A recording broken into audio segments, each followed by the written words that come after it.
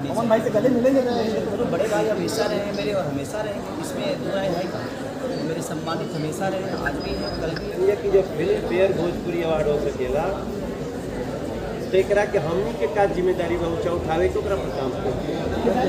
आपके और पवन सिंह के बीच एक युद्ध करीब 2 सालों से चला आ रहा है, ये क्या है, क्या खत्म हो गया? बहुत सालों बाद आप लोग साथ में किसी मंच पे दिखाई देने वाले हैं, कुछ गले वाले भी मिलेंगे, कुछ बातें होंगी, दोस्ती की बातें होंगी, क्योंकि ऐसे ही इसी युद्ध कभी रवि किशन और मनोज तिवारी के बीच में भी चला आता था इंडस्ट्री में।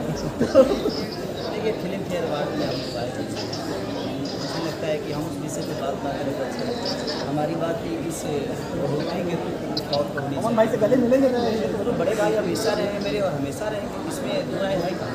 मेरे सम्मानित हमेशा रहे, आज भी है, कल भी है, और आजीवन हमेशा मेरे सम्मान में है वो, और हमेशा मैं सम्मान करूँगा, क्योंकि भोजपुरी के अंदर संस्कार है, और संस्कार है तो संस्कार में ये हमारे बड़े भाई